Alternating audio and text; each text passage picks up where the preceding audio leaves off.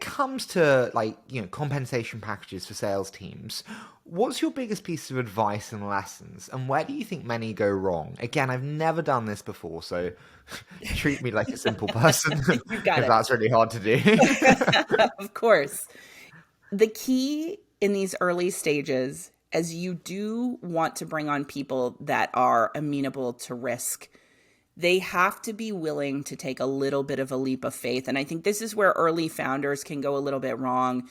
They get bamboozled by a great resume, somebody who's coming from a bigger company, and that person is going to want more guarantee of outcome. So they might be asking for more of a minimum guarantee or a draw that is pretty lengthy or reassurance that they're going to make their variable compensation. Somebody who indexes too hard on those guarantees probably is not a fit in a startup. At the end of the day, what you want out of a great comp plan, early days as a founder, is something that is so clear that if a salesperson reads it, they understand exactly what they should spend their time doing when you're not in front of them.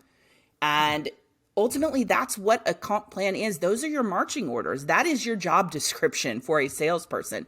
And if it's not aligned, if you build a comp plan that isn't clear or incentivizes them to do something else, you're not going to get the results at the end of the day.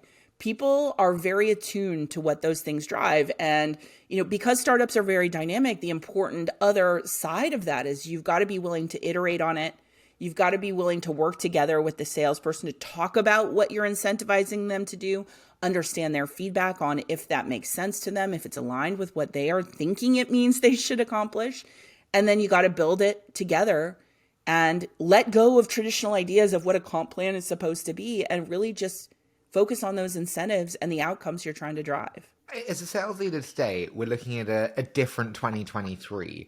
How do you think about managing morale around sales comp in your team when people are going, oh shit, what if we don't sell as much? And what if comp isn't where it was last year? How do sales leaders manage that? Yeah, I mean, there are strategic things and there are tactical things. I think strategically, you have to be really honest with the team, and you cannot make false promises. Nobody knows what the world is going to look like over the next 12 months. We know it's probably going to be rough, but we don't know exactly what it's going to look like. And I think being honest about that and really getting a team on board and bought in on the mission of what you're working to accomplish and building trust with them in that environment that you're going to do right by them. And as long as they're doing the right things, that you're in it together. I think that is really number one. And then tactically, we've got all kinds of levers as sales leaders. And while we enter tough environments and things may be dynamic, you've got to find ways to identify the wins that underlie the big numbers. So when you're in a situation, which everybody at some point in their career is going to be, where reps are not hitting the top line number, I think you've got to look for ways to incentivize them to get other wins that matter, whether that's spiffs or other mechanics or gamifying the experience. And you've got to go further back in the funnel. So an example of this would be if team's not making the top line number and your diagnosis is they're not outbounding enough. Well, nobody loves outbounding, and you can hound them all day and you can do a spiff to say, oh, anybody who does, drive more revenue gets spiff. The better thing to do is to go back to the basics of what is the first thing they have to accomplish to succeed at this. Build spiffs in a game around those first things, around the activities, around the first things lead to revenue, and incentivize them there so they can get an early win. I mean, a spiff in the UK is generally cannabis. What's a spiff in your world? A spiff is very different, hopefully.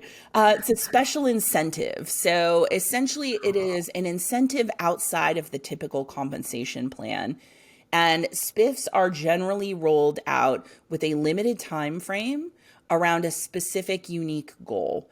So people will do spiffs around end of quarter, or they might do a spiff around a specific activity. So it may be that, you've got a quota and you're executing against a revenue quota, but maybe at end of quarter, we want people to do a specific kind of deal in a specific vertical. We may say every deal that comes in, you're going to get a 1.5x multiplier on those deals in that vertical. But the spiff always has to be tied to revenue, correct? It couldn't be tied to outbound leads. It can be tied to anything, and I think it should be tied in many cases not to revenue. The quota and the compensation plan should address revenue. A spiff is going to work best when you tie it to something else that might not be directly tied into how they're incentivized in the comp plan, but it's something you need them to do and is important to the business. What's an example of a spiff? Is it like cash? Is it like a day away? Is it like a massage? And two, do people really give a shit unless it's cash? Generally speaking, I am a fan of cash for spiffs. You can do any of those things. You can do it any way you want. The other things I think do work are things that involve recognition. So I like to do spiffs that are, if you win, you get to go out to dinner with the CEO and have kind of a special session, or you get special access to somebody. And it's that kind of leaderboard aspect of competition that you want to drive, because you also want it to be fun. Like, people want to come out on top. So one of the most successful programs I've ever run around this was trying to drive outbound on my mid-market team at Twilio. And we did a whole week of activities, called it Pipe Hype Week. And we really just wanted them creating pipeline, going outbound, and came up with a gamified version of pipe gen. So they got points you get points for a certain kind of outbounding, you get points for creating new contacts in CRM. And it was all these activities that lead to opportunity. And so at the end of the week, they scored themselves and they turned in their score sheet, and the top prize winners got cash in that case. And then we also had some other fun prizes that went along with it.